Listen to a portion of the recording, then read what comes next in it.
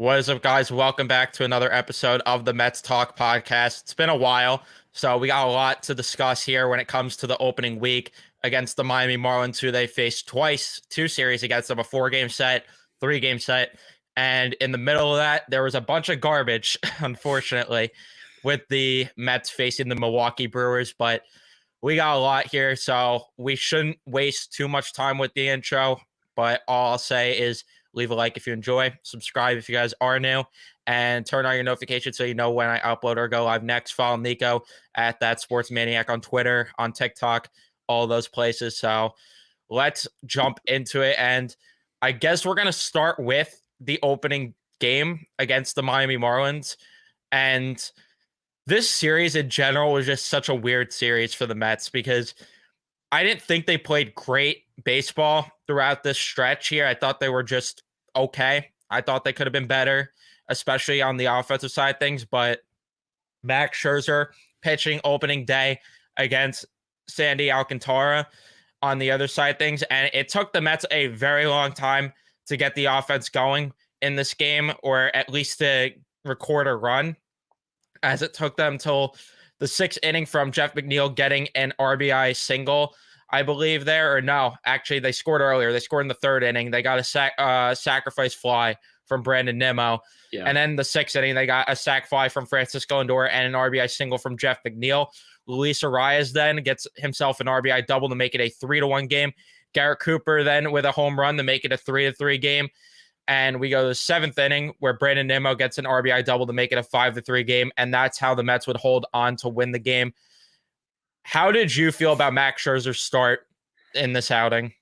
For me personally, I think Max Scherzer, it definitely looked a little rough. I mean, it started off solid. He was getting the job done. But then as things progressed throughout the game, let up a couple hits, and then they were starting to really get on him. And I believe, what was it that?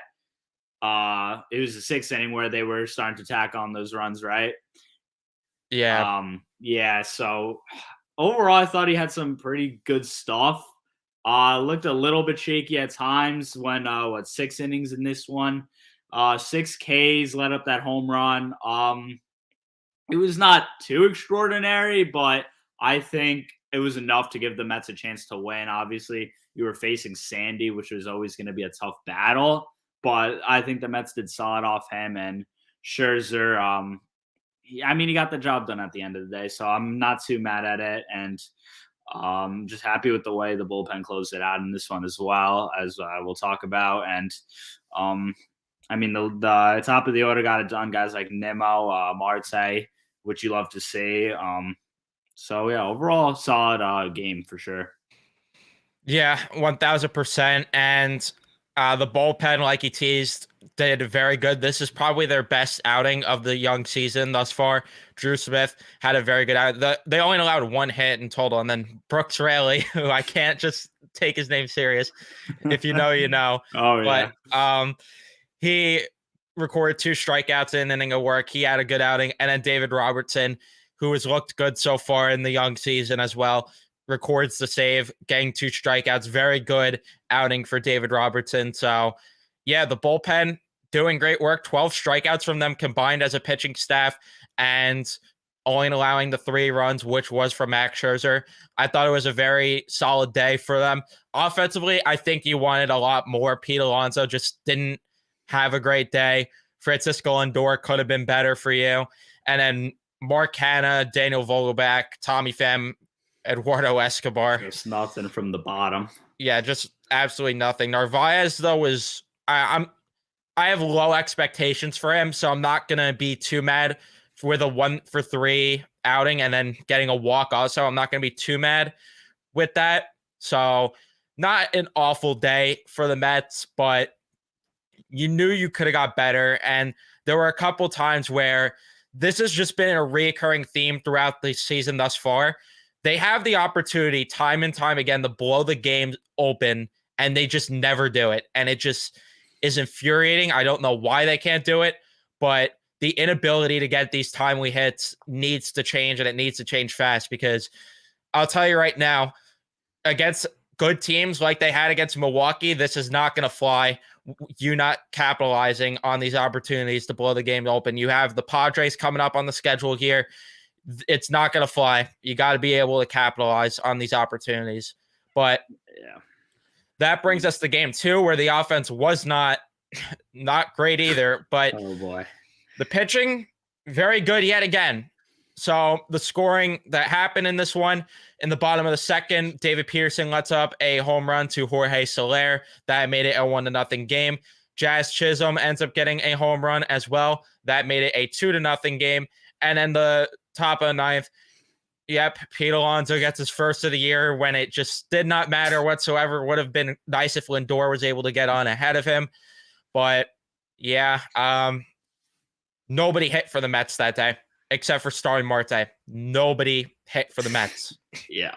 I mean, this is what we were really scared for going into the season. The Mets being a little bit of lacking big bats on the offensive end, and obviously Correa would have helped that a lot. I mean, he's struggling this season, but yeah, it's just it wasn't enough from the Mets at all. As you said, Marte was the only one that hit in this one. They just looked lost in this game. Pitching for Miami was Luzardo. He was just absolutely blowing the Mets away. They were looking silly at the plate, and as you were saying, David Peterson had a really good outing, or not really good, but I thought he was definitely good enough. Yeah, I mean, the only thing he gave up was the Jorge Soler homer, and besides that, he limited a lot of the damage, just a lot of base hits, nothing too extraordinary. Tommy Hunter came in, did his job. You had John Curtis coming in doing his job, and the Mets just it was a bad day for them. As we said, the Pete Alonso getting the home runs when it didn't really matter. We know those moments he has. Granted, he's doing good on that and now with the homers, which we'll talk about. But yeah, it was a disappointing effort, no doubt about it, and definitely probably caused a lot of overreaction. But I mean, I think we had the right to feel this way because we kind of expected an offense that was not going to be that great. Yeah, 100% left with disappointment in this game. And I wouldn't say John Curtis did his job. He allowed that one home run. He did. That's true. I wouldn't say he did his job. But regardless, I can't fault John Curtis entirely because, again, your offense needs to be better. Lindor has just not looked good enough in the early portion of the season, and it's continuing, which we'll talk about more later on. Mark Hanna had yet again another rough game, and he was just, again, he's another one who's just not been good enough in this young season so far. Escobar has just been an automatic out, easy out Escobar. Tommy Pham wasn't good enough either. Like, you just didn't have, your bottom of the order has just been automatic outs thus far. And especially in this Miami series, you saw it a lot. And then in the Milwaukee series, you saw it a lot. You started to see them turn the page a bit in this most recent series against the Marlins, which is a good sign. But yeah, in the second game, you needed better from your offense, and they definitely gave a lot better of an effort in this third game, which we'll talk about now, as they got going early in the second inning as Omar Narvaez gets himself a sacrifice fly to make it a 1-0 game. But the Marlins would respond in the bottom of the second as Nick Fortes hits a 2-run home run, and that made it a 2-1 ball game. Omar Narvaez again has the lively bat in the top of the fourth. He ties the game back up, makes it a 2-2 game. And then Pete Alonso on the fifth inning makes it a 3-2 game with an RBI double. And Mark Hanna as well would expand on that lead with an RBI single, making it a 4-2 game. Mark Hanna, who again, we talked about having a rough few games, he gets himself a home run in the seventh inning. That made it a 5-2 game. And then Starling Marte really put the nail in the coffin in the ninth inning, making it a 6-2 game with an RBI double. So way better offensive performance from the Mets in this game. You saw them start to evenly spread the offense around. The only one that really struggled at the plate, or the only two, I should say, was Daniel Vogelbach and Luis Guillorme. Both of them couldn't record a hit. But even then, I mean, Guillorme at least drew a walk. So the offense, you need better from Mark Hanna. He gave you better. He definitely had his game of the year right there. But outside of that, I mean, Narvaez, pretty good outing. as well. Lindor, 1 for 5, struck out twice. You maybe could have got better, but still, I'm not too mad with the offense in this one. At least they got runners in scoring position. They went 4 for 15 with runners in scoring position, where last game they only went 0 for 3, where they couldn't even get runners in scoring position. And then the real story, though, was Tyler McGill on the mound being pretty good. I mean, he allowed 6 hits, which you don't want to see, but 7 Ks in 5 innings of work, only allowing 2 walks and 2 earned runs. You take that all day from a guy who's really your 5th, 6th, 7th starter. So, yeah, absolutely a really good day for the Mets here. We expected a big bounce back, and that's what we got. As you said, Mark Canha, thank God he had this game, because if we had another game where he's just going down 0 for 3, 0 for 4, looking silly at the dish, I mean, it would just not be good news, because we need Mark Canha. We need the bottom of the lineup to produce if we want a shot of going to the playoffs and going deep in the playoffs. So that was good to see. Omar Narvaez had a nice day, which, I mean, at the catcher position, the Mets, obviously, we don't know what's going on. You got Narvaez, you got Nito, Narvaez got injured. So now it's Nito and Alvarez. So that's unfortunate. Narvaez was looking pretty solid. So he had a good one. And yeah, Pete Alonso, again, stepping up his game a lot, which you absolutely love to see. So, I mean, I'm happy with this outing. As you said, McGill, 7 strikeouts is a good day. 5 innings pitched, only allowed 6 hits. So I really like the day from Tyler McGill. And as you said, he's a 5th to 6th, 7th guy. And he's doing his job, simple as that. And I'm really happy with him. yeah, and we're going to, of course, expand further on Tyler McGill later on in the show. But Dennis Santana, he had himself a good outing as well, getting 2 strikeouts in an inning of work. Drew Smith got into some trouble. They had to go to Brooks Raley. He records his out, thankfully. But yeah, Drew Smith has got into trouble quite a bit recently. Adam Ottavino, same with him. He got into some trouble in this one, but thankfully ended up getting the side out. And then David Robertson, only allowing a hit, picking up a strikeout, ends up keeping this one intact. Doesn't get the save, but he still held down the fort, which leads us to the final game of the series. As, I mean, we don't even have to tell you who the story of this game was. I think you just know with who was on the bump, that being Kodai Senga. But we'll tell you either way everything that you need to know about this game. Top of the first, the Mets get some offense after Kodai Senga gets himself out of a jam, which I was very impressed to see. Which he was looking rough.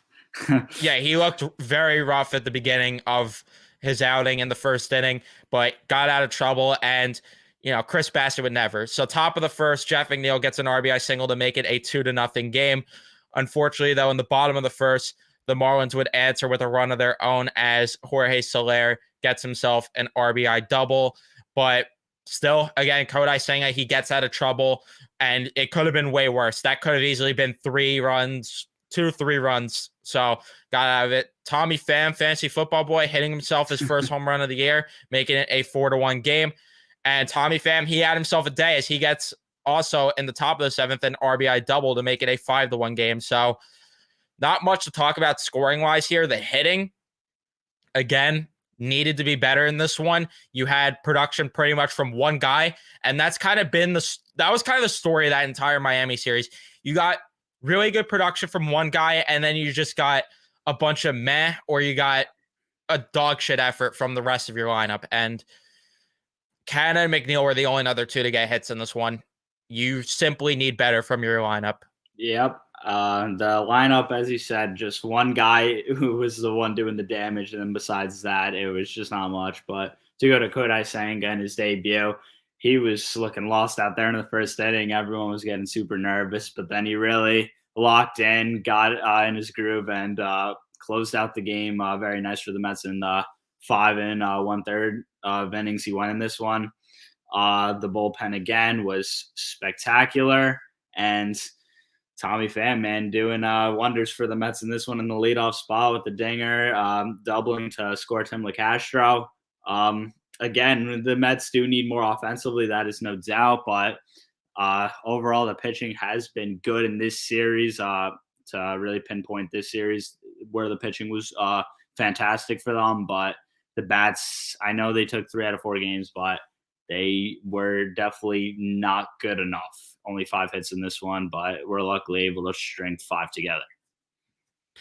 Yeah, simply put, and Kodai saying after that first inning, we need to start. I need to get the memes on deck here. We definitely owe him an apology after that first inning. I need to Oh, get these memes on deck 100%. Yeah. to put them up on stream, but we definitely owed him an apology after that first inning because he was just electric after that. The ghost fork pitch, it's real and it's here, and I I don't foresee it going anywhere for a very long time. I know the scouting report will eventually pick up and teams will pick up on it at some point, but I cannot imagine this pitch being like completely useless at some point. It's still going to be very effective. And sure, he might have a couple rough outings with it, but regardless, and there's a couple times too where he's spiking it in the dirt and he doesn't have control, which we knew about saying when they signed him. We knew that his control was a little all over the place at times. He allowed 3 walks in this one, which isn't egregious, but still, from you'd like to see him limit it, but still not bad when he's able to get 8 strikeouts and get the team out of jams like that. And then, like you said, the bullpen locked it down. Dennis Santana, another solid outing, getting 2 strikeouts. John Curtis, way better outing than his last one. And then Steven Negosa got into a bit of trouble, but still, 2 innings of work, did a very good job.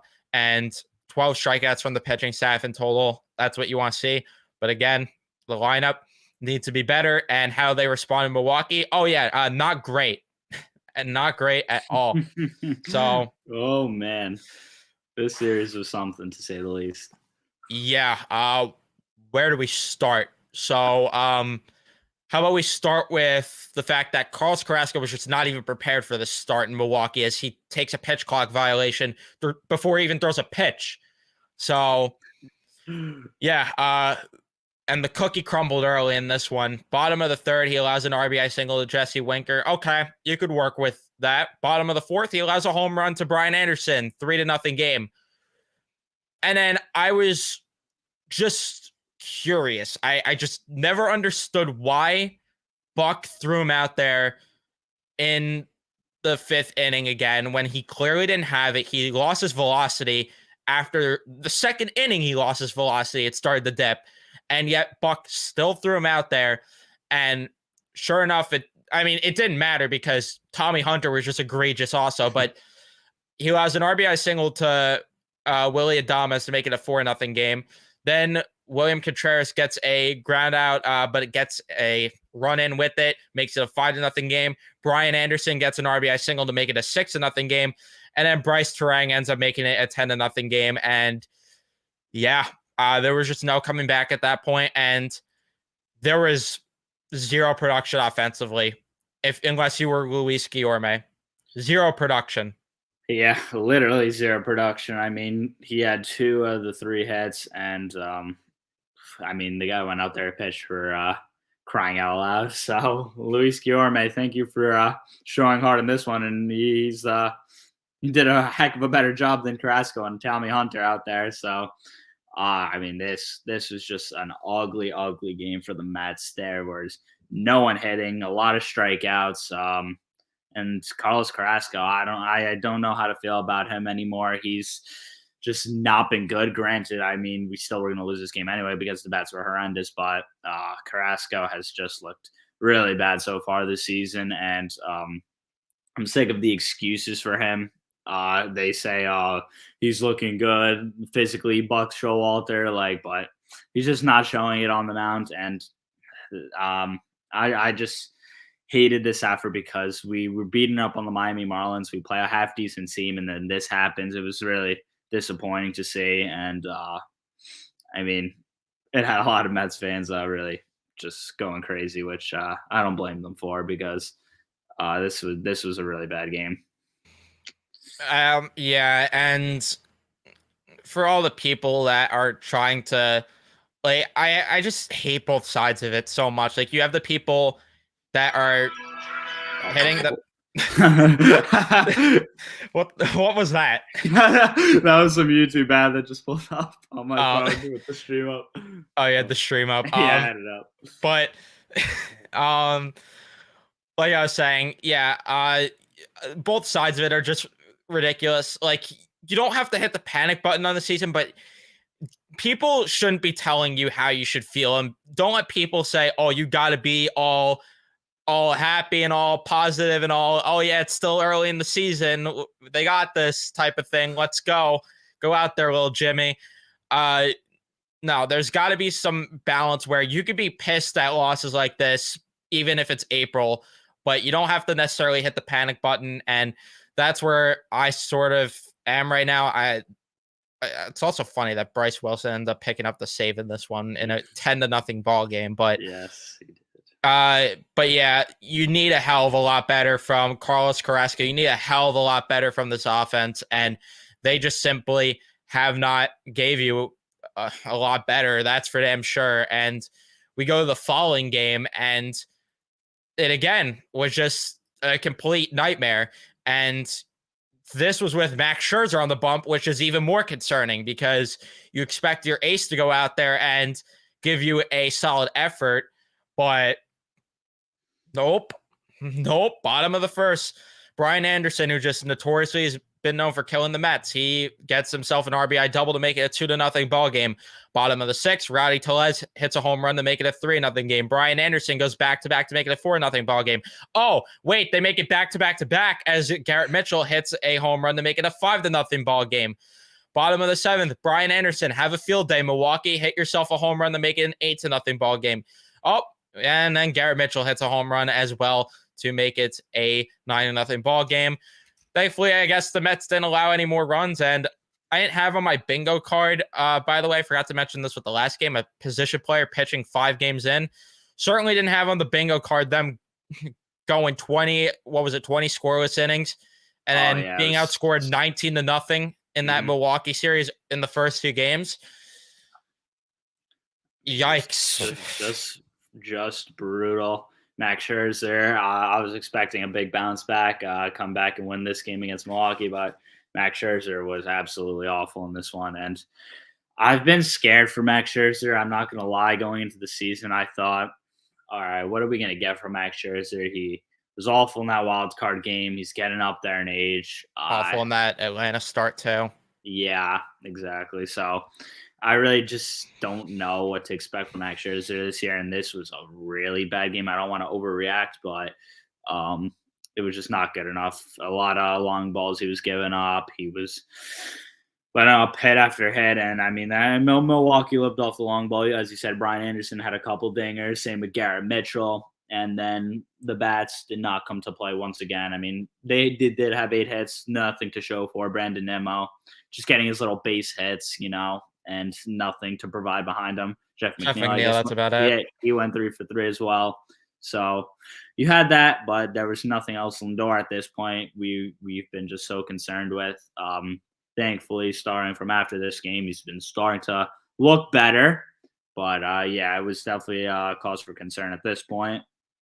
And Eddie Escobar as well. I mean, everyone's calling for his head and get him out of here and bring up Beatty. So, I mean, we still want it to happen. Don't get it twisted. But this was his definitely all-time low. Yeah, and then we also got to touch on the fact that Brooks Raley just got absolutely lit up in this one. And, Frank the Tank's favorite guy right there, Brooks Raley. That's his man. Allowing 2 home runs, 4 earned runs, 4 hits. Yeah. I don't need Joely 2.0 here with you, Brooks. I really don't. I have more confidence in Brooks Raley than Joely Rodriguez to turn things around, but there's definitely a bit of a concern there because it's been a couple outings now where he's kind of just been getting hit way too easily, and it's definitely a problem, but that's the end of that. So thankfully, they looked better in that last game against Milwaukee. However, the pitching just not good enough. Again, another thing where the Mets just can't have everything click at the same time. It's all just always the offense, no good game, pitching great game, and then the offense great game and the pitching horrible game. But Top of the first, Francisco Lindor breaks that big scoreless drought there with a RBI double to make it a 1-0 ball game. Bottom of the second, though, the Brewers end up responding, making it a 1-1 game as Owen Miller gets himself an RBI single to make it a 1-1 game. And then Joey Wiemer, I leave my room for 2 seconds. I come back and see it's a 4-1 ball game. I didn't even see the home run. So that was nice to just walk back to my room, see that's 4-1. Francisco Lindor gets an RBI single to make it a 4-2 game. Pete Alonso, after that, hits a 2-run home run to tie the game up at 4. Then he hits another home run in the 5th inning to make it a 6-4 game. We have the lead. Just please lock it down. Nope. Jesse Winker, Matt Keller makes it a 6-6 game with an RBI double. And then Garrett Mitchell walks it off in the bottom of the 9th to win it for Milwaukee 7-6. And your losing pitcher was Adam Ottavino, who just he hung one right in Mitchell's wheelhouse. Yeah, that was a horrendous pitch, but again, another a bad outing from David Peterson. Just a horrendous outing, allowing 5 runs, 5 walks, getting 5 strikeouts and 4 innings of work, and allowing 5 hits. Just a horrendous outing. Drew Smith out of the bullpen was not good enough. John Curtis, he was solid at least. David Robertson, very solid, but then Adam Ottavino, not good enough. Yep. And that is where you really miss a guy like Edwin Diaz, obviously. He can come in that game, just hold it down, get you to extras, and that is not what Adam Ottavino did, unfortunately, for the Mets. He knew it as soon as he threw that pitch. That was long gone, and it just sucks because that second inning, it looked like we were going towards another game like the last 2 where the Mets are going to get blown out and just roll over and die. But then, as we saw, they really started to get the bats going. Lindor obviously being a big part of that, driving in multiple RBIs. Pete Alonso getting on the board with a couple home runs. So that was really good to see those 2 waking up. But then in the bottom of the 5th, obviously you said Jesse Winker. That was absolutely brutal to see him, out of all people, hit a home run to tie the game. And then it was really quiet between that 7th, 8th inning. And then obviously we talked about the home run there to end it. And it was just that would do the series sweep. And the Mets just brutally needed to come home and get things going again because we were all just feeling very nervous at that point. Yeah, and it was just the same old story with this offense early on where you had 1 to 2 guys producing, and around it, there was just nothing going on offensively. I mean, Vogelback with 3 walks isn't, I guess, horrendous, but still, you need better from the rest of the lineup, and it can't just be 1 to 2 guys being productive and then the rest of the offense just no showing. You need to have everyone going, or at least the majority going. You need better. You just need better. And like you said, they probably need to come home because in Milwaukee, I think they're like 18 and or they're like 3-18 or something in their last 20 some odd games in Milwaukee. Like it's really bad. Guess they don't like playing Milwaukee. I don't know why, but. And sure. That, if you exclude last year, the record's even worse because they won that series in Milwaukee last year. So if you exclude that, I mean, forget they only have like 1 win in the last 20-something years in Milwaukee, or 10 years, whatever it is. But yeah, Mets finally come home for the home opener, and it was delayed a day, which was just, I mean, I guess it benefited them, so I won't complain, but I don't agree with the decision. It was a nice 70-degree day. The day before, it was a perfect day. It was a perfect day, and then you got everyone having to pull up in jackets the next day and pants. Would have been a nice shorts day the day before. But again, I could ramble about that. But bottom of the 3rd, the Mets get their offense going as they get a couple Fugazi runs in this one as Mark Hanna gets himself a walk run there, and with the bases loaded, that made it a 1-0 game. Vogelback gets himself an infield hit, which I didn't have that one on the bingo card either, happening early in the season. That made it a 2-0 game. Bottom of the 4th, the Mets get their first non-Fugazi run as Pete Alonso gets himself an RBI single to make it a 3-0 game. Starry Marte in the bottom of the 6th would make it a 4-0 game with a home run. Bottom of the 7th, Eduardo Escobar gets a sacrifice run there, making it a 5-0 game. Tomas Nido gets a sac fly to make it a 6-0 game in the same inning.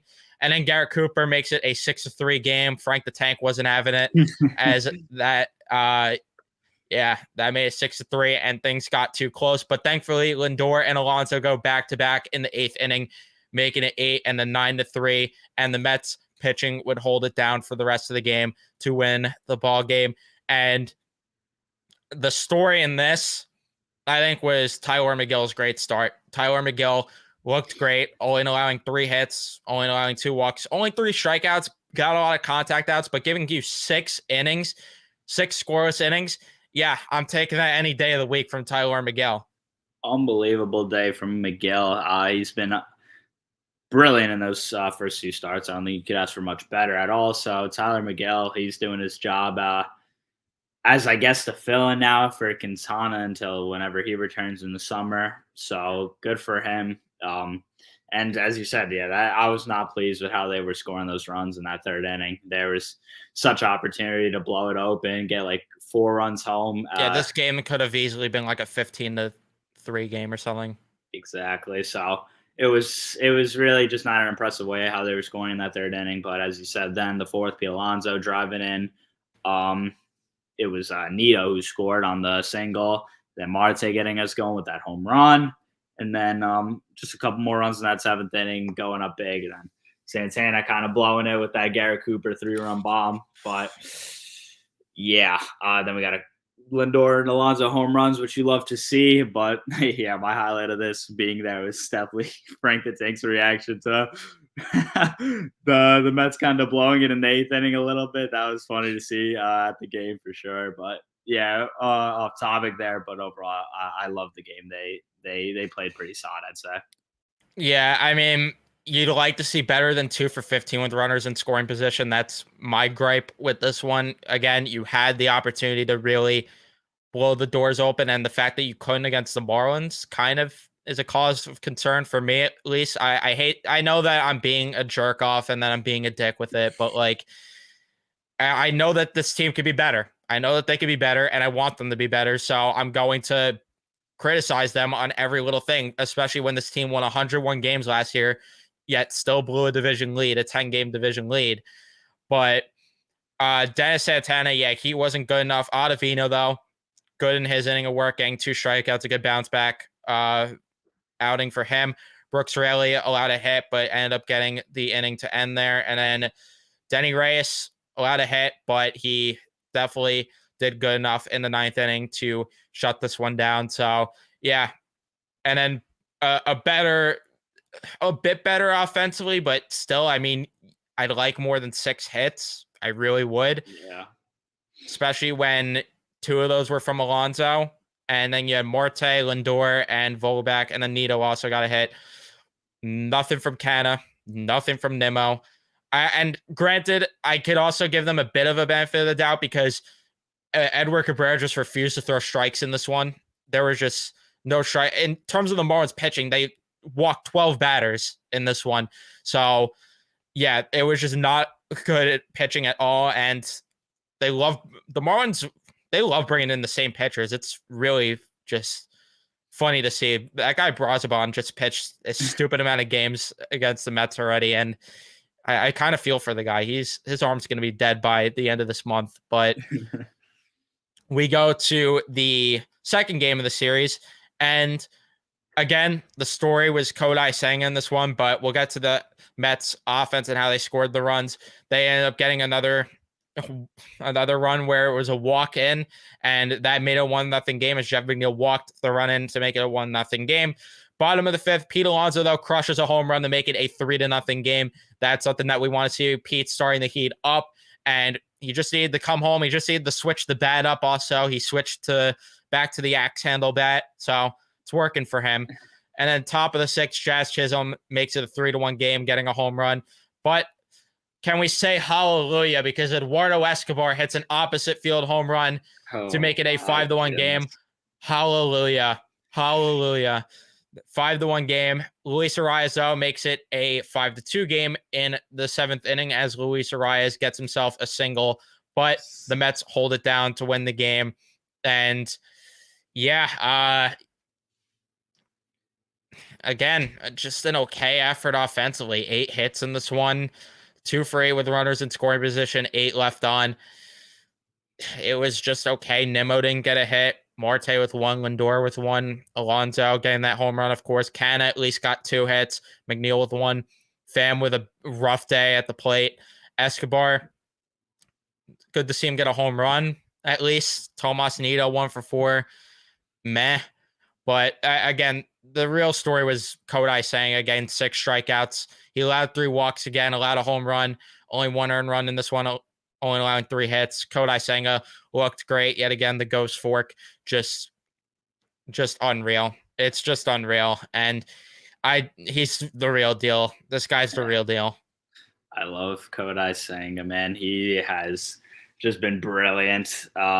And I think he's just what we expected. We knew he was going to be good. And it was a great job by the Mets to acquire him because he is the real deal, as you said.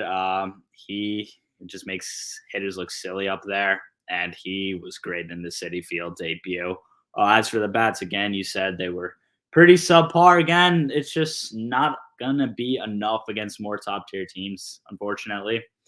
So that is not good to see. Escobar's good to see him finally get on the board with a home run. I was kind of feeling bad for the guy at this point because I remember in that game earlier, too, he missed a home run by a couple of freaking feet, too. So finally he was able to get that homer. And Pete Alonso's staying hot. He's off to a really good start with the power here as of lately. And, Luis Arraez obviously brought in a run in the 7th. Sweat with those singles, that guy is. That dude loves a good single. He loves does. a good single. It's impressive, you got to say. But then again, bullpen mostly doing good work in this one. David Robertson getting the close. Hopefully he can keep holding it down in that bullpen, closing out games for the Mets like Edwin Diaz would be doing. And I think the Mets will be in for a solid year, hopefully. I mean, the only issue is the rest of this bullpen has just not been good enough. I mean, John Curtis was good in this one. Brooks Raley, though, he definitely didn't look great.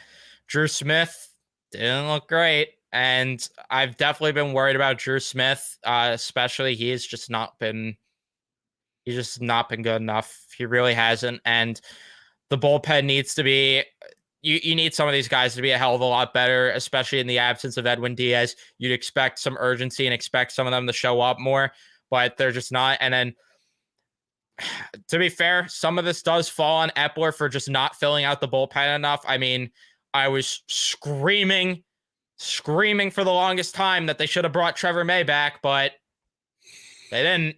That would have been, we could totally use him right now.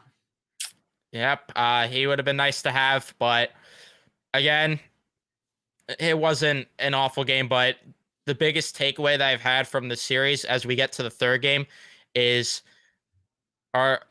we'll have the conversation after. I'll post the question after, actually, because I do got to ask this question.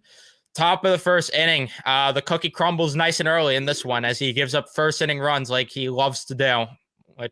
He's notoriously known for that, giving up 1st inning runs all the time. Yeah, I'll never forget watching his first start as a Met, watching him first pitch to Jonathan India down the deck, crushed to left field. But anyway, top of the 1st, Brian De La Cruz, he gets a 3-run home run to make it a 3-0 ball game.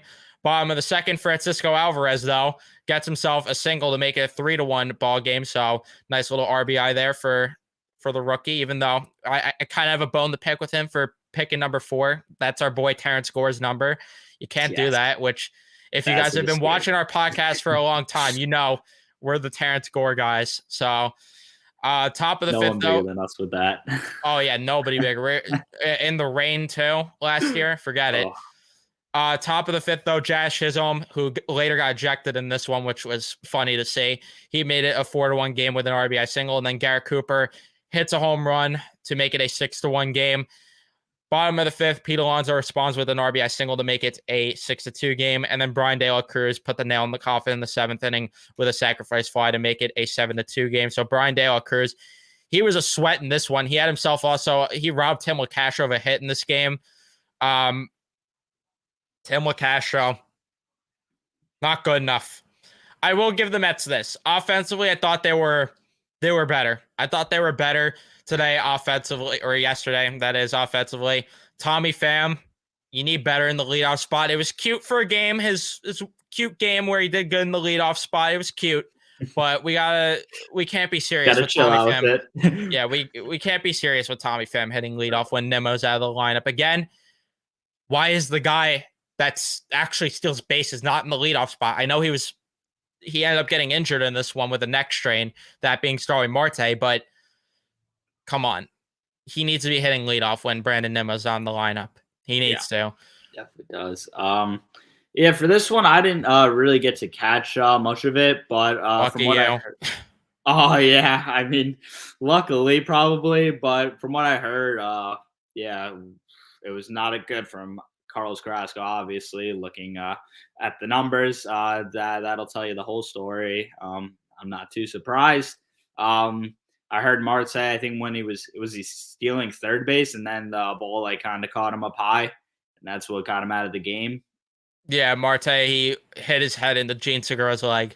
Yeah. Oh, well, great. That's not good news, but I heard he was day to day, so hopefully it's nothing too serious. And yeah, I heard they were just stranding like kind of a lot of runners. They were having chances to kind of make a rally in this one, making some noise, getting runners on, but then just not completing the job.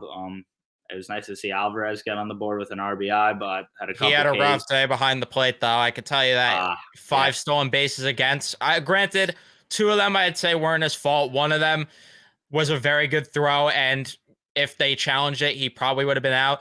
And the other one, Steven Nagosic just refused to throw the baseball there, so I can't really fault Alvarez, but some of those throws he just sailed into the outfield, and it was bad.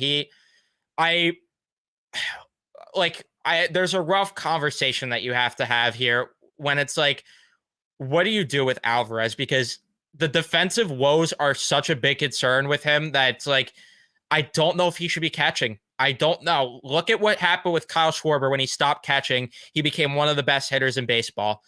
Do we have that conversation eventually with Alvarez where he should just strictly be either a DH or I don't know if it's the best idea to try him in the outfield like Kyle Schwarber, but you might have to consider something along those lines because I understand that you could be like, oh, well, focus on the defense, but then it's probably going to take away from his offensive ability if he focuses on the defense a lot. I really just don't want them to ruin this kid, and I'd like for them to come up with a solution soon because, again, the defensive woes are it's way too concerning with me for Francisco Alvarez.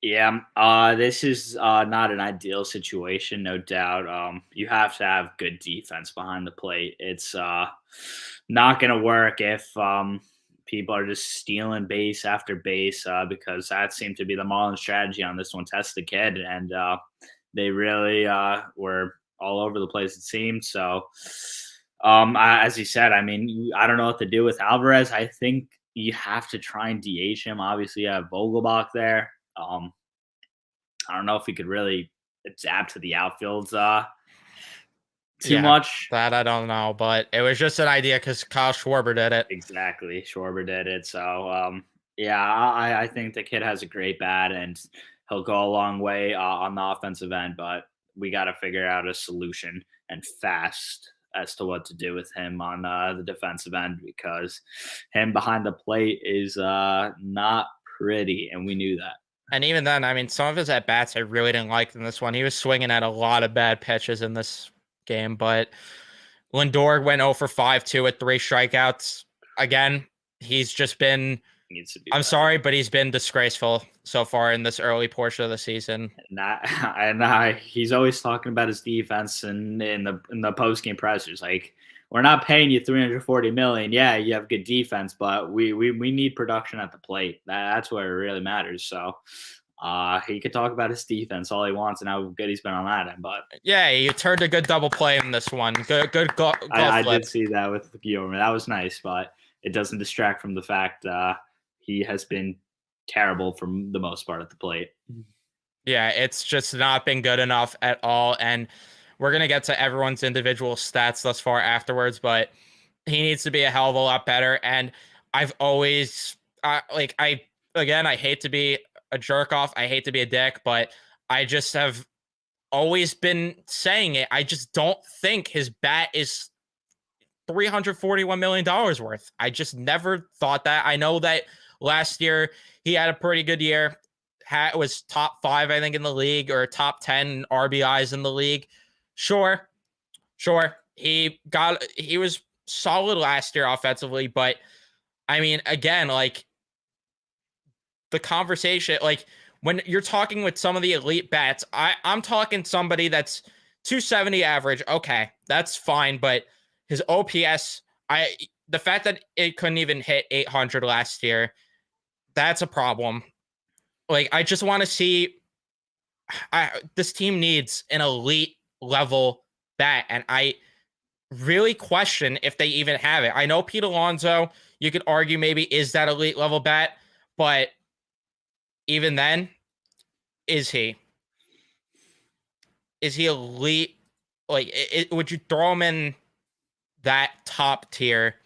That maybe, but they seriously need some more help in this lineup, and it's just a problem. And 2 for 12 with runners in scoring position this game, unacceptable. Carlos Carrasco, he needs to be out of the rotation when Justin Verlander comes back. I'm sorry, but Tyler McGill won the job. He won the job.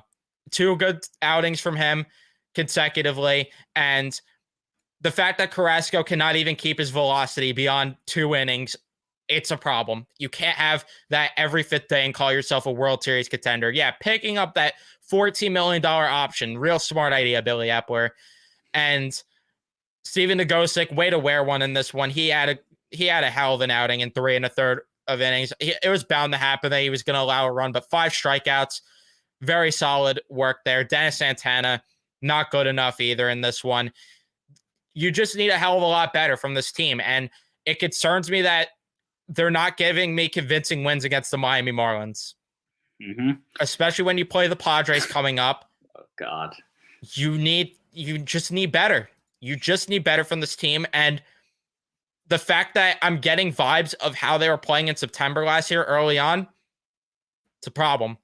That's bad news. Yeah, I'm scared against the Padres here because now we're playing a legitimate World Series team who just beat the Braves 10-2 yesterday. And yeah, you have your hands full here. It's you, Darvish, Max Scherzer going at it, reminiscing on that horrible game 1. Jesus Christ. But yeah, going back to this, talk about the lineup. It just is not World Series caliber. It sucks to say. I agree with you 100%. Lindor, his bat is not worth that much money at all. And the Mets know it. The Mets know they need another bat, as to why they went and got Carlos Correa. And obviously it didn't work out. The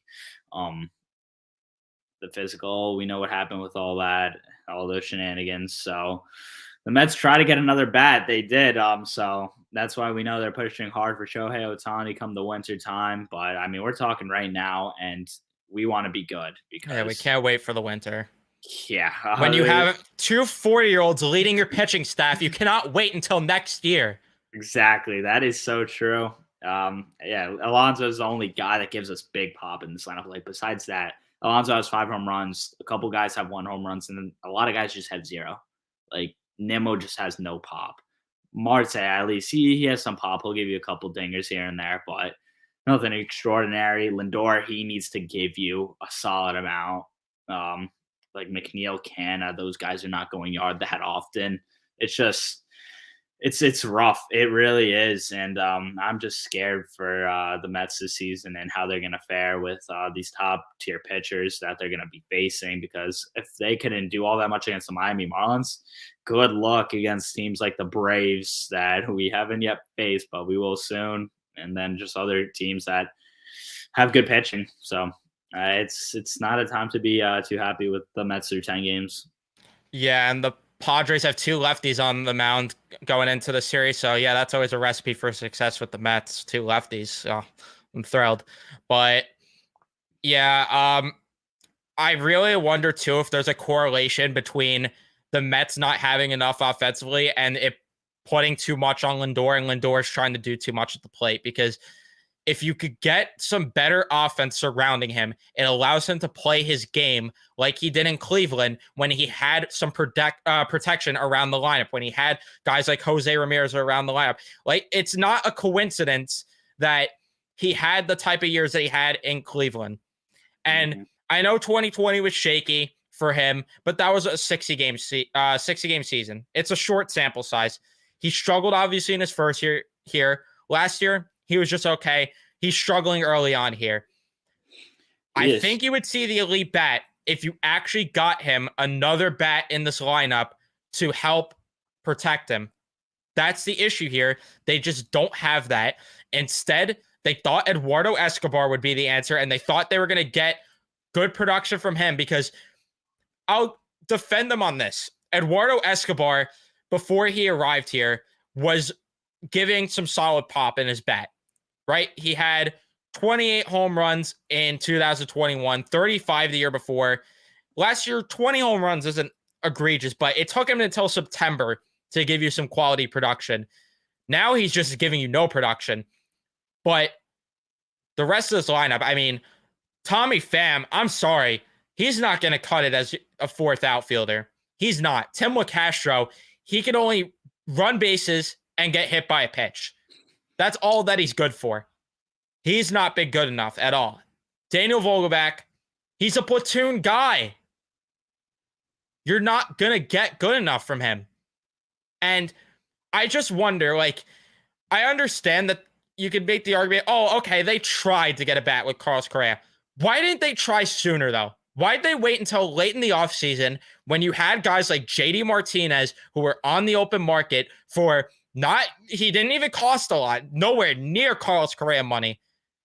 Get him as your platoon DH with Daniel Vogelbach. Why did we go with Tommy Pham? Why? Because we wanted someone that could play defense too? Okay, sure. But you have a guy in Jeff McNeil who has versatility to play the outfield, so you didn't need a fourth outfielder either way.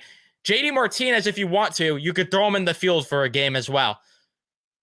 Trey Turner was on the market if you wanted to give the big bucks as well to someone. I know that's far-fetched, and you would have had to shift him around, probably move him to second base, put McNeil in the outfield. I get all that you would have been hesitant on that. But my problem is, why did you wait? Why did you wait to push for a quality bat in the offseason? And you really handicapped yourself because you waited for Carlos Correa to fail his physical with the Giants and then jump into the sweepstakes when there was no other backup options left. Then you would have had to resort to the trade market. And we know Billy Epler loves his guys and to not trade prospects, because that was the whole problem with last year's deadline, where it was all, oh, we got to hold on to these guys. No. If you're serious about contending for a World Series, you give up to get. And I better not see the same garbage this trade deadline as we saw last year, where we settle for these Darren Ruffs, where we settle for these Daniel Vogelbachs, these Tyler Naquins. No. Shut up. Grow the fuck up and actually be serious for once in your damn life about winning a World Series. That was a great rant. I don't have much to add on. We need to send this clip to the Mets front office and wake them up, because this is embarrassing. It really is. Like, how a team with Steve Cohen, this huge payroll, we're not going out and trying to improve this team more. The window is now. The window is now, as you said. We have two pitchers in their 40s. We need to win a World Series, because it's just not going to cut at this lineup. You have to do something. Call up Brett Beatty. Try and get a spark. Go in the trade market. That's one thing you definitely have to do.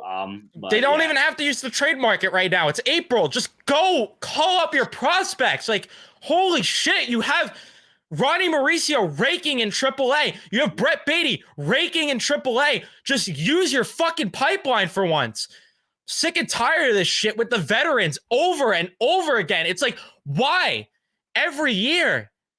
Yeah. And Absolutely. you wonder why there's players that are still hesitant to play for the Mets, because you do the same garbage over and over again, no matter who's in place. And I'm also tired of people being like, oh, Steve Cohen's a fraud, this and that. He's not the one spending the money. He's not. I said it when Billy Epler was hired. It was a dumb hire. Dumb. What did that guy do for the Angels? Can somebody tell me? I'll wait. Anthony Rendon. That's what he did. Oh, by the way, Anthony Rendon, he didn't even want Anthony Rendon. He didn't want him. Oh, did that he was not? all Artie Moreno. Yeah. Artie Moreno stepped in and said, you're getting Anthony Rendon. Epler said, I didn't want Rendon. Okay, I'm locking you in a cage and getting Anthony Rendon. That's what Artie Moreno said. I'm spending the money here on Rendon. What did he do? Besides keep Andrelton Simmons around as the shortstop in Los Angeles. What did he do? There's not a lot you can name. There is not at all. Yeah, Billy Epler is for sure a fraud. I do not like him as the GM. He's just too hesitant to trade his prospects, but then we won't call them up. I don't understand all this dilly-dallying. As you said, we call up Beatty. I mean, I don't know what they're doing. It's ridiculous at this point. It's April, the trade market. As you said, it's not something we're going to go to, obviously, right now.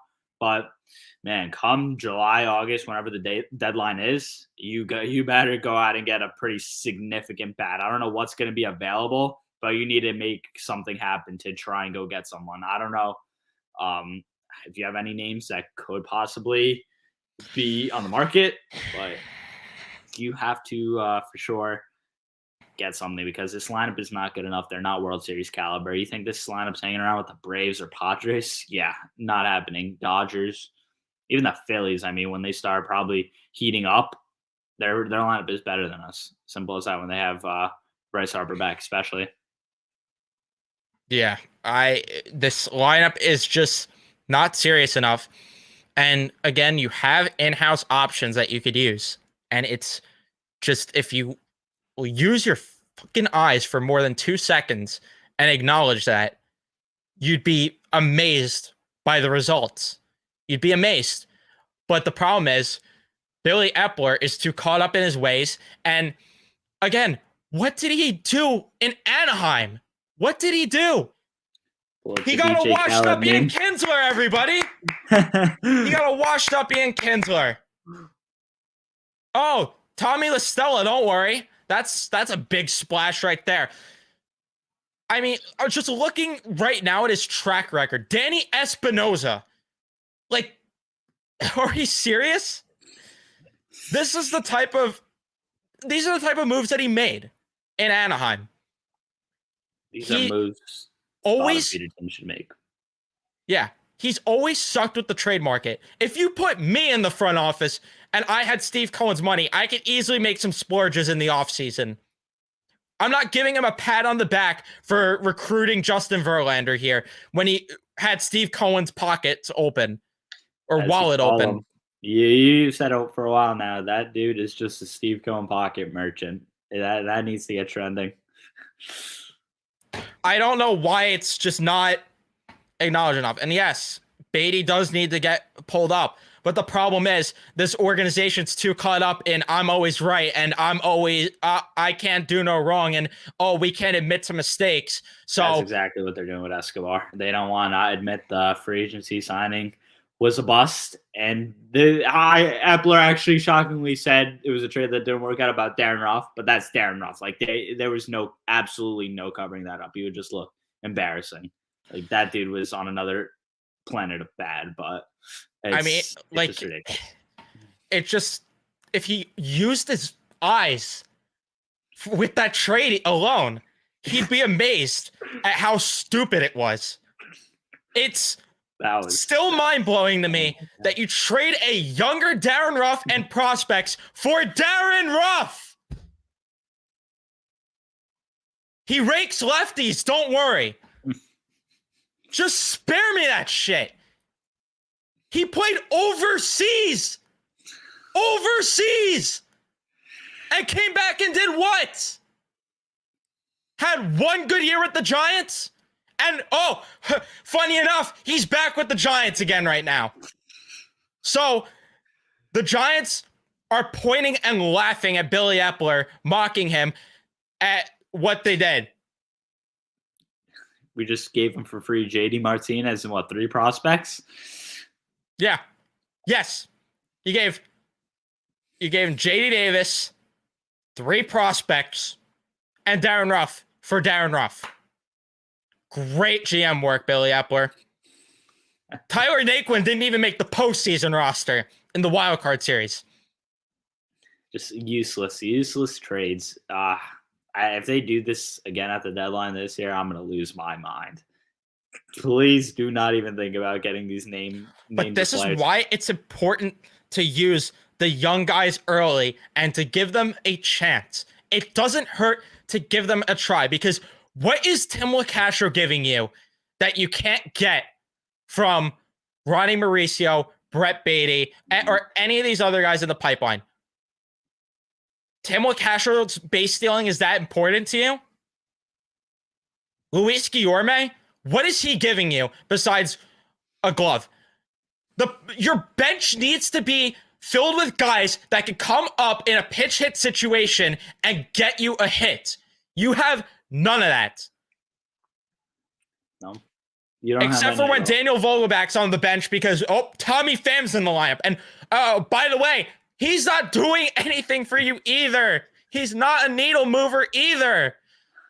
He's a 4th outfielder. You had an opportunity to get a better outfielder this offseason and simply move Mark Canha to the bench. They failed to do so. We can go on and on about this. It's the Mets are just an infuriating team to root for. They really are, but here we are. And we just hope things just change, because it's just the same old bullshit, and I'm sick of it. You're sick of it, and all Mets fans are sick of it. The lineup is not good. It isn't, and I don't know what they need to do at this point. We've said it all along. Just call up your prospects and make big trades, because that's what big market teams like the Mets do. But I mean, should do. No, they don't. I should say. Should do, yes. Yeah, but they don't. Well, yeah, they don't. So I don't even know what to even say beyond that. And for anyone that wants to tell me that I'm overreacting or anything, okay, I'll admit if I'm wrong. I'll eat shit if I'm wrong.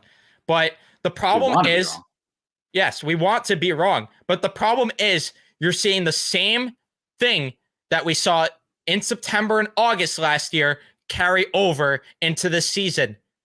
If that doesn't sound alarms, I don't know what will.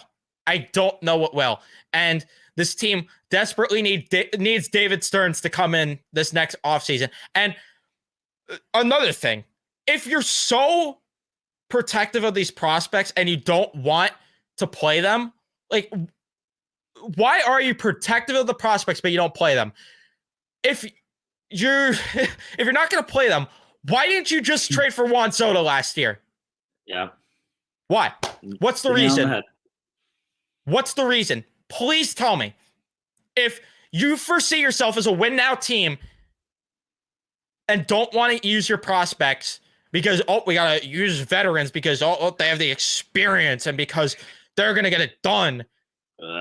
Why did you not trade for Juan Soto, who, by the way, is still very young in his career and is going to give you quality production for decades? So it's not like you're giving prospects up for an older player, for an older guy, for Juan Soto. Why? What's the point? Somebody please tell me, because I sure as hell don't have the answer. And that would have put this lineup over the top. Mark Canha would have moved to the bench, which would have done wonders for this team. You'd have your outfield be Soto, Nimmo, Marte right now. Again, Canha on the bench, platooning with Daniel Vogelback. And then you'd have Pete, Lindor, McNeil. Third base, you'd like Beatty here over Escobar. But, the lineup sounds so much better, doesn't it? No, it sounds whole lot better. And it just, I was gonna get into how each player's doing, but I mean, I could tell you right now, I'm disappointed with this offense. If your name's not Pete Alonso or Starring Marte, I'm Totally agree. disappointed. I mean, Jeff McNeil, we expect better from him after coming off the NL batting title. Lindor, we've went on about him, not good at all. Brandon Nemo, not great. I mean, he's been getting on base with walks and stuff like that, but he needs to be better. Escobar's obviously garbage. Arcana, pretty bad. There's just not a whole lot of good to talk about. There really is not. Nope. And they're currently a 500 baseball team. And to tell you the truth, I I pray to God I'm wrong. I pray to God that I have to eat shit later in the year and admit I was wrong. But right now, that's what they look like, a 500 baseball team. Yeah, this looks like a team that's going to win 80 to 85 games. And I challenge somebody, or maybe wild card 3, and I challenge anybody to argue otherwise. I challenge you. Please tell me what makes you think otherwise, because I'd love to be enlightened. I'd love to know. I'd love to maybe have my opinion switched. I'd love to know what makes anybody think that this team could potentially be better than a 500 baseball team when you have Justin Verlander, who's on the shelf for who knows how long, and who knows if he's going to be on the shelf again because he's 40 years old. Max Scherzer, who knows when he's going to be on the shelf because he's 40 years old. Oh, man. And then you're just stuck with David Peterson pitching every 5th day. You're stuck again with Carlos Carrasco pitching every 5th day. What's Jose Quintana going to be every 5th day when he comes back? I sure as hell don't know. And then this offense again, I just don't see it until they actually use these prospects to get a spark plug. And by the way, did I forget to mention, there is really no hope when it comes to the pitching side of things prospect-wise. You're relying on 2 40-year-olds, and then when they're gone, what happens? What happens? Yeah, there's nothing to look forward to on the pitching end for the Mets except for Kodai Senga for future years. Maybe Tyler McGill. Tyler McGill, maybe. But besides that, I mean, it. Am I supposed to be excited for Jose Budo? Am I? That one start against the Phillies did it for me. It really did about Jose Butto. Yeah, I mean, we were talking maybe get Corbin Burns at the deadline, but at this point, I mean, we're not trending towards that at all. So nope. And no giving up prospects, no bringing in good talent. That can't silly, happen. Silly of me to even state that one out loud. Yeah, how could you think that a team that has World Series aspirations would ever give up prospects? Yeah, I mean, that was stupid by me to even mention that one. Sorry about yeah, idiot. Just like all of us, we're all idiots. That Billy Epler knows better than us. We're sorry. On our baseball team, and it's all right. We'll trust the process. Yeah, sure. That's all these Mets fans want. This is the same organization that tried to justify getting James McCann over JT Realmuto. I forgot about that one too. You had SNY posting graphics of them side by side when it's clear who's the better player. That's miserable. Realmuto's the best catcher in the fucking sport. And you're trying to convince me James McCann, and same organization that didn't want to give up assets to get JT Realmuto, even when he was on the Marlins, because, Wilson Ramos was available. This team's going to make us... drive us crazy. And it's only 10 games in. We still have 152 more. Yeah. That's the scariest part. Yep. Our sanity's relying on the New York Rangers. And yes, Alvarez needs to be an everyday starter. So does Brett Beatty. So does Ronnie Mauricio. So does Mark Vientos. All of them. Get Nito out of here. Get Escobar out of here. Get Canna out of here. And get Vogelback out of here. They're seriously paying like $14 million to Mark Canna. That's a joke. That was that offseason too. That was over the 2021 winter. Like Marte was a good pickup. I'll give that one to Epler, even though Steve Cohen was behind it probably. But yeah, besides that, like who did you get? You got Mark Hanna, you got Scherzer. Eddie Escobar. You did get Scherzer. I forgot about that. Fair enough. But again, obviously we're hyped for it. But like looking at it now, it's like I don't know. This dude is kind of washed up. I mean, I don't know. I'm not that could be going a little far, but I don't know what to expect. I don't have high hopes for Max Scherzer. Yeah. Until proven otherwise, I am definitely concerned with Scherzer. I'm not pushing the full panic button, and I know that's what it might have sounded like with these rants, but to say there's not a cause for a bit of concern, you would just be lying to yourself if you said there wasn't a bit of a cause for concern here. And again, maybe I'm just a dick. Maybe I'm just a dick, but I don't see it. I don't see it with this team, unfortunately, right now. And I want them to prove me wrong. And go in there, win a series against the Padres, and maybe next week I'm talking way more highly of this organization, way more highly of this team. But the problem is that for the foreseeable future, at the very least, there's concerns. And there's holes in the bullpen, there's holes in this lineup, and there's holes in the rotation. Yep. There is holes everywhere. And it's not good. There's definitely a reason to be concerned. And yeah, this comment. I was just having this conversation yesterday with my friend. Just having this conversation. Look at all the World Series winners, and they have someone that could do it on both sides of the baseball. That is the problem, too, with these prospects that the Mets have as well. The Mets were never bad enough to get any of these top-end prospects, so you ended up with guys like Michael Conforto, with Brandon Nimmo, who are good, but not good enough. They were never bad enough to get somebody at that top tier, or they just never drafted well enough. It could be both. But you need someone that could do it on both sides of the baseball. And the Mets just don't have that. I envy the Philadelphia Phillies, who have a Bryce Harper. The Yankees, who have an Aaron Judge. I am jealous of all these baseball teams that have at least one player that could do it on both sides of the baseball, because the whole problem is with these prospects. Ronnie Mauricio, oh, he's great with the bat, but that glove is shaky. Brett Beatty, he's great with the bat. Oh, but the defense, Francisco Alvarez, oh, you can't catch a game, but that bat.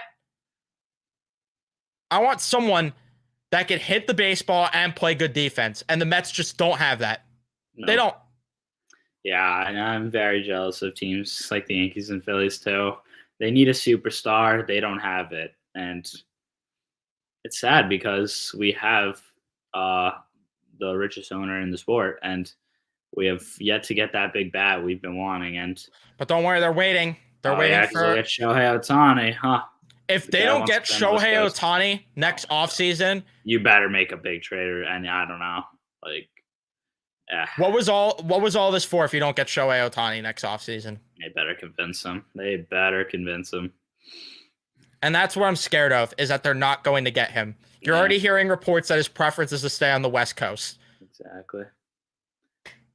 I mean, and the Dodgers are 1,000% gearing for him too. But you know what the difference between the Dodgers and the Mets are? The Dodgers can afford to go this season without getting a Shohei Ohtani, without bringing back Trey Turner. They could afford to go a season. Why? Because they're a smart organization and they're the Dodgers. Mm-hmm. They could afford to do this. The Mets just simply cannot.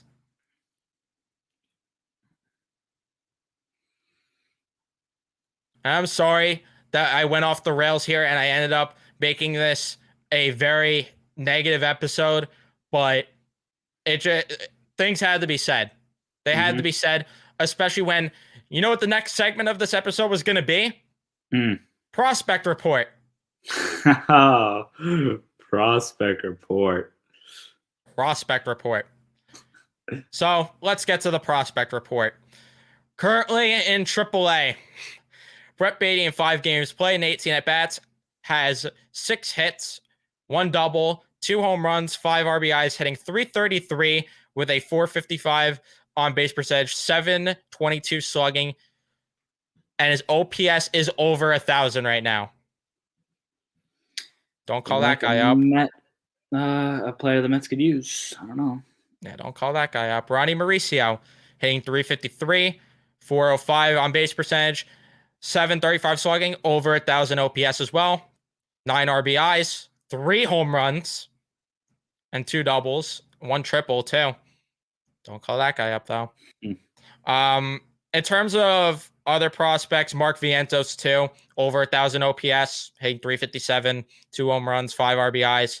He's looking really good right now. Again, all 3 of them looking very good. And in terms of some of the guys that you might see come up throughout the year on the roster, you have Jose Peraza. He's off to a good start right now in Syracuse with a 364 average, 391 on base, 500 slugging, 891 OPS. So that's a guy that we might see if there's an injury, because we know that the Mets aren't going to call up any of their prospects. Danny Mendick, he's off to a good start as well in Syracuse, hitting 310, 444 on base, 517 slugging, and a 961 OPS.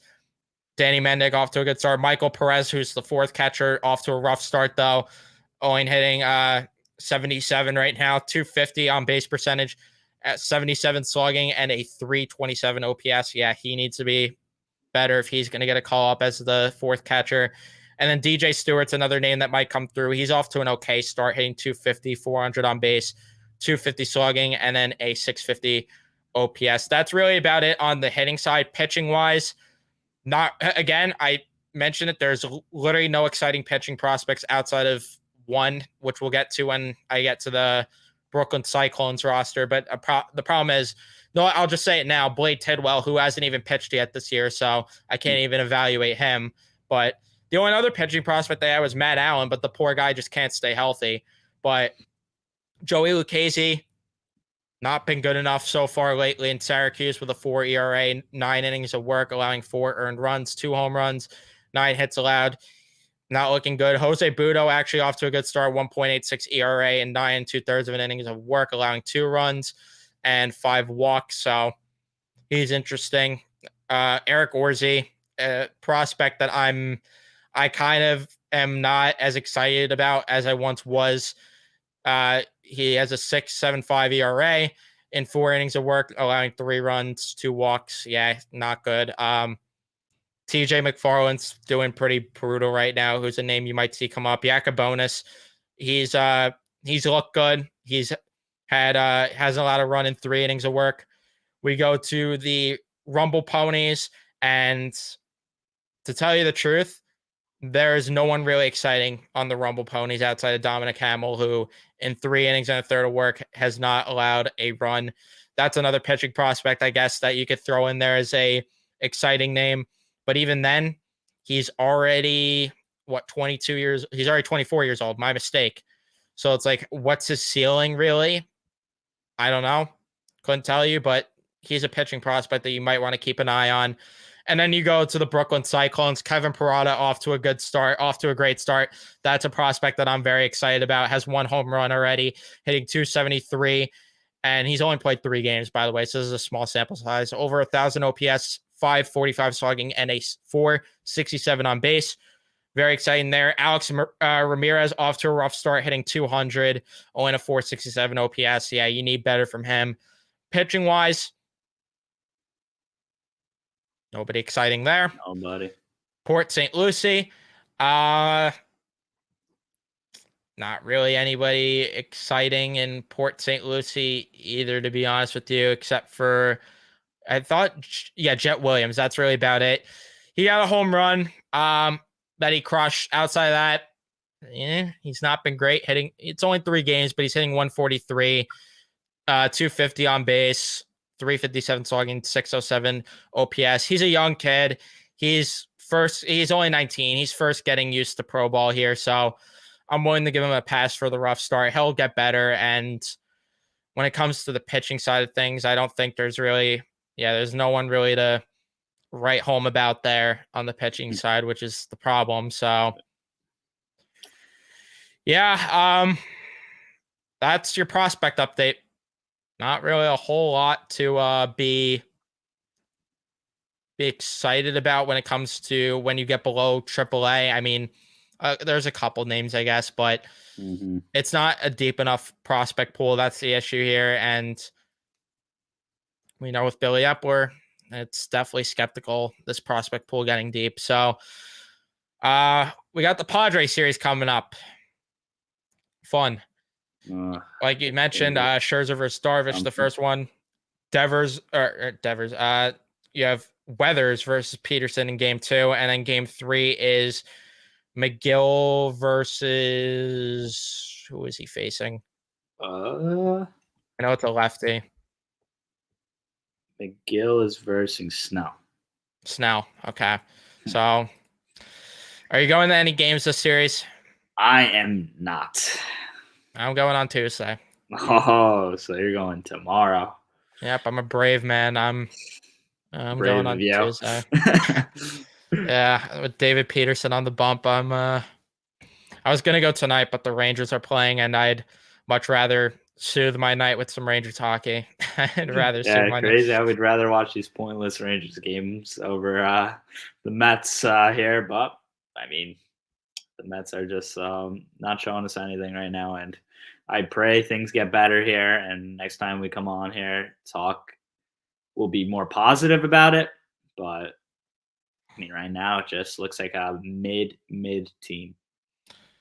Yeah, and then after this, you have the Oakland A's, who you have That to West beat. Coast trip. I demand a sweep against the Oakland A's. I demand a sweep. I will not accept 2 out of 3. Even I demand a sweep against a team like the Oakland A's. Then Sure. this is a weird schedule here. So they play Oakland, go down the coast to play the Dodgers, and then go back up the coast to play the Giants. That is very weird. Great scheduling, MLB. Why not have them play Oakland and San Francisco back to back? That would be too. That'd be too smart. Bay Area, that'd be smart, but yeah, that'd be too smart for the MLB. So we can't do that. Then they play the Nationals, and then they play the Braves. So you have some beatable teams here. You have some beatable teams, and it's sad that there's a reality where they could be 500 coming out of the month of April. Yeah, it's very possible. And then for the Dodgers and Padres. May, you start off very easily. You play Detroit, Colorado, Cincinnati, and Washington. Wow. That is your opportunity to get a chance. huge lead in the division. But will they do it? I don't know. But then they play the Rays and Guardians, who are definitely a bit those are good teams right there, of course. So and of course that's the homestand. Yeah. So yeah, that's fun. But we'll get to some comments before we wrap up the show and just see. Thank you for the 550 greeting from a Mariners fan, an annoying Mariners fan. You said, nah, we mess with the Mariners here. I at least mess with the Mariners, but yeah. How do you not like the Mariners? You don't? No, how can you not like them? Oh, I thought you said you don't like the Mariners. Rival. Yeah, nah. Unless you're a division rival, I think they're a likable team. Even though that Jared Kelenic guy stinks, but yeah. Thank you for Edwin Diaz. yeah, no, not Yankees fans here. No, we are not. Yeah. Rangers versus Buffalo tonight. Definitely excited for that. That's for sure. I had tickets to the game. I sold them. Gotta get every ounce of money I could to attend these playoff games. So that's the key here. That is for sure with how prices are looking. Trey, what's going on? How are you doing? Sorry for not acknowledging. I'll pay you $20 in the chat right now if Python says, let's go Rangers and Mets are cheeks. Well, let's go Rangers and the Mets are cheeks. So I'll take that 20.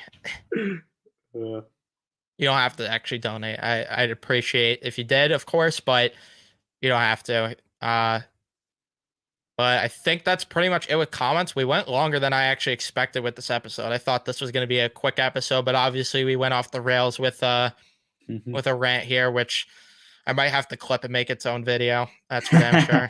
That would be good. Yeah. The TikTok clips would go would go wild, but I'm sure that the positive group of Met fans won't be a fan of it. But No, not at all. But to be fair, I can't please everyone. I have people telling me at times I'm too positive with the Rangers, and then I have people telling me I'm a jerk off, and that I need to be harder on the Rangers. So I can't please everyone. I Can't can't win. win. Yeah. There's just no winning here. But do you have anything else you wanted to add before we wrap up the episode? I just hope you win this damn series against the Padres. You're at home. Please just win the series, get your act together, and start getting on a good path here. Please. I don't need a miserable season from the Mets. Yeah. All of us don't.